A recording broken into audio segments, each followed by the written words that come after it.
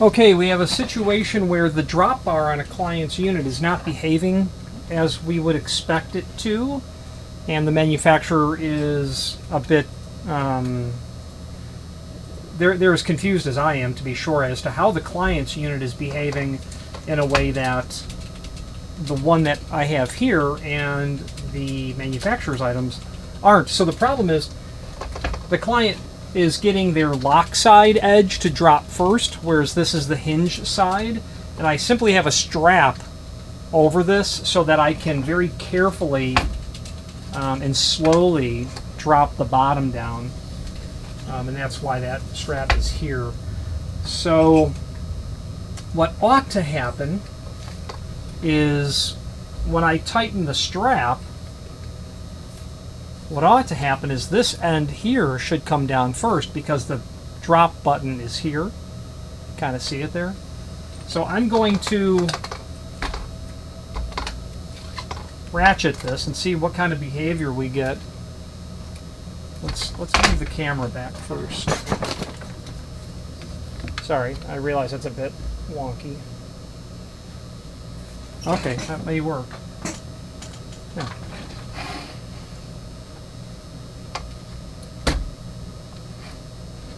So this side should come out first. I can tip it up a little bit.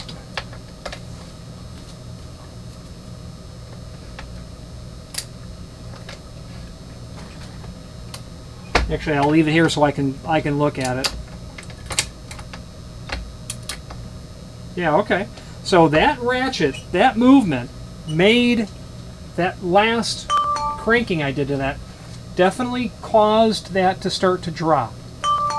So what we have here is some drop here,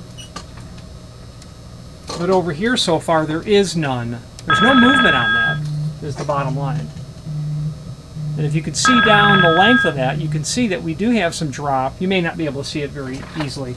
Let's give it another ratchet and see how that happens.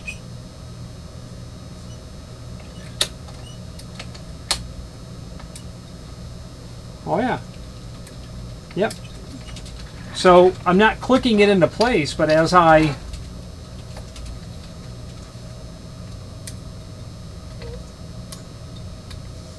you should see some movement over here. And you do. We don't see any movement over here at all. Okay?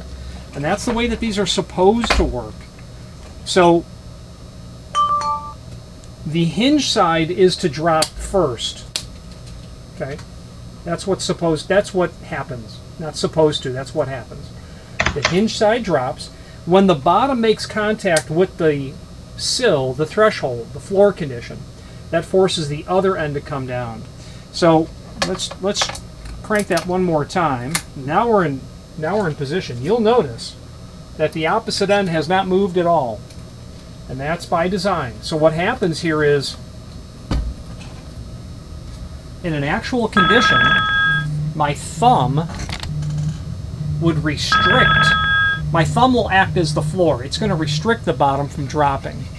At which point what happens is the opposite side is going to come down. So when this stops, and I continue to crank that,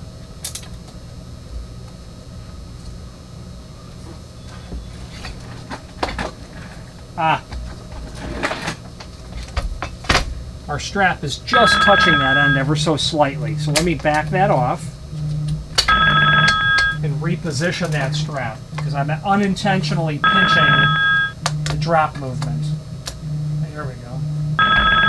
Now, let's try it again.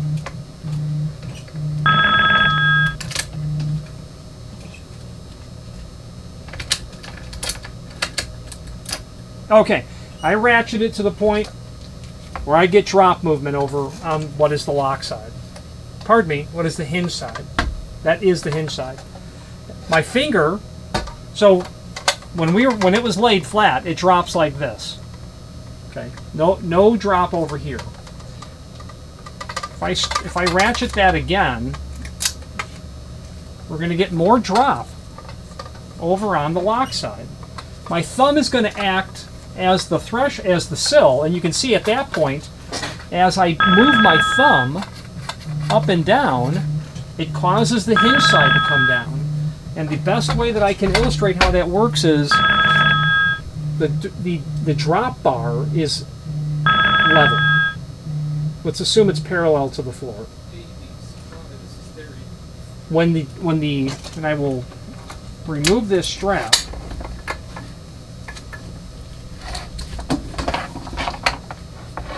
When the drop bar is pushed in, and the reason I have the strap is because I can't easily do it with my hand strength, it will force the hinge side to drop. When the hinge side encounters the sill, the floor, the threshold, whatever it is, when it drops and encounters that, as the button, the drop button is continued to be pushed in, it then forces the rest of it to come down. That's, I think, I don't know. I don't know that fulcrum's I believe it is the right term, but it will then fulcrum down. We've just observed this working exactly as it's designed. If your unit is dropping from the lock side first, there's something absolutely incorrect with that. Thank you very much.